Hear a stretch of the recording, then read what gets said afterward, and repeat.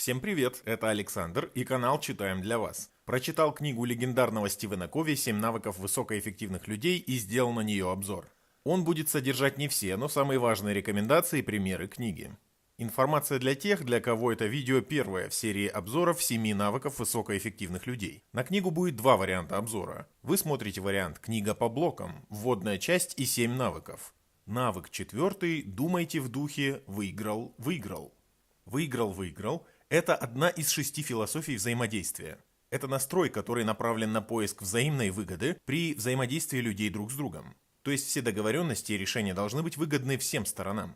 Эта установка основана на парадигме «всем хватит всего», и успех одного не исключает успех другого. Одна из альтернатив этому подходу – установка «выиграл-проиграл». Люди с этой установкой склонны использовать собственное положение, власть, состояние, личные качества, полномочия, чтобы добиться исключительно своих целей. Эта философия может быть оправдана в ситуации истинной конкуренции. Если вы работаете в отделениях фирмы, находящимися на расстоянии друг от друга и не имеющими никакой функциональной связи. В таких случаях для оживления бизнеса приемлемо устраивать управляемую конкуренцию. Но большую часть жизни не нужно посвящать соревнованиям с женой, детьми, коллегами, соседями и друзьями. От людей с установкой «проиграл-выиграл» можно услышать такие высказывания. «Хорошо, делай, что хочешь». «Конечно, кричи на меня, все так делают». «Просто я всегда готов на все ради сохранения мира». Этой философии характерны отсутствие критериев, отсутствие требований, нет ни ожиданий, ни представления о будущем. Невыраженные чувства людей, постоянно уступающих, позже проявляются в гораздо более ужасной форме. Чрезмерный гнев, ярость, неадекватная реакция на незначительные раздражители. Но и эта модель поведения допустима. Например, когда вы хотите поддержать близкого вам человека. «Мое желание для меня не так важно, как наши отношения. Давай в этот раз сделаем по-твоему». То есть модель «проиграл-выиграл» используется, когда от нашего выигрыша страдают более значимые ценности. Некоторые люди настолько концентрируются на образе врага, что готовы проиграть, лишь бы не допустить выигрыша оппонента. Из всех перечисленных в своей книге философий, философию «проиграл-проиграл» автор не связывает ни с какой ситуацией, где она была бы применима. Ведь эта установка войны. Философия «выиграл» обеспечивает ее носителя заботами исключительно о своих интересах. Покупая в одном магазине товар, автор обзора услышал такой довод в пользу покупки сопутствующего товара. Вам это ничего не стоит, а мне продажа пойдет в выполнение плана. Люди с философией «выиграл» как бы позволяют окружающим позаботиться о них. Но и этой философии автор находит применение. Например, если жизнь ребенка в опасности, то родителя, другие люди или обстоятельства будут беспокоить в значительно меньшей степени. Наилучший выбор зависит от реальной ситуации, но вся сложность заключается в том, чтобы честно оценить ситуацию и не пытаться оправдать внешними обстоятельствами постоянное применение только одного сценария – выиграл-проиграл, либо другого. Для того, чтобы в долгосрочной перспективе выиграли обе стороны, взаимодействие должно принести выигрыш каждой. Поэтому при построении долгосрочных отношений единственная способная альтернатива из вышеперечисленных – философия «выиграл-выиграл». Причем в начале деловых отношений Стивен Кови также допускает еще один подход – выиграл-выиграл или не связываться. Если мы оставляем за собой право не связываться, то мы можем честно сказать, что стремимся только к решению, устраивающему нас обоих, а в противном случае остаемся в согласии друг с другом.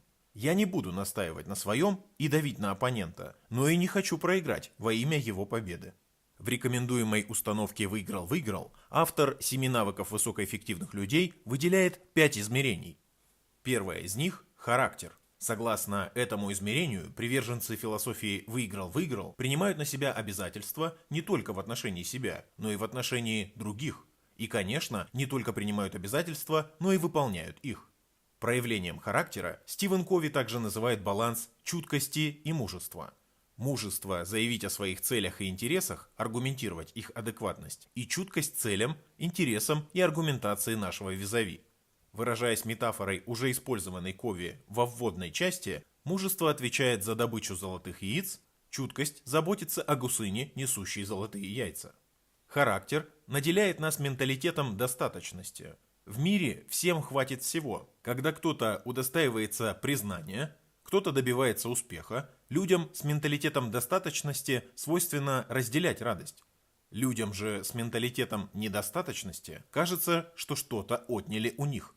Итак, первое измерение – это характер.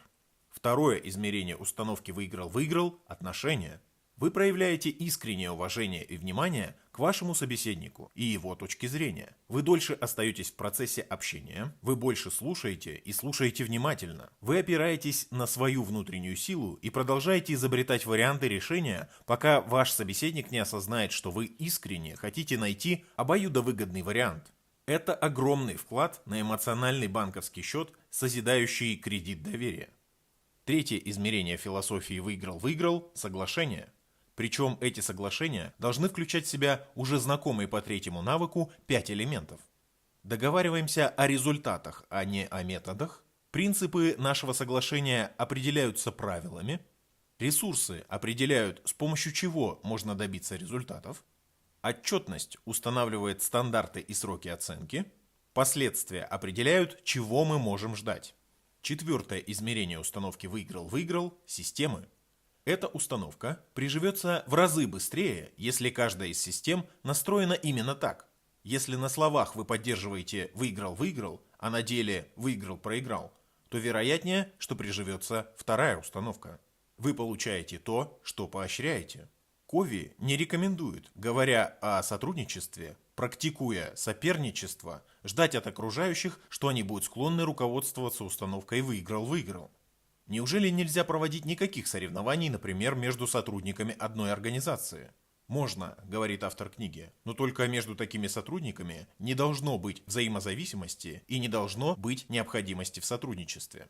Пятое измерение философии «выиграл-выиграл» – процессы. Стивен Кови рекомендует даже небольшой алгоритм, как можно соответствовать этому измерению на практике. Первое. Представьте себе проблему с точки зрения другого человека.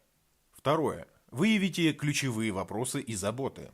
Третье. Определите, какие результаты обеспечат полностью приемлемое решение. Четвертое. Найдите новые возможные варианты решения.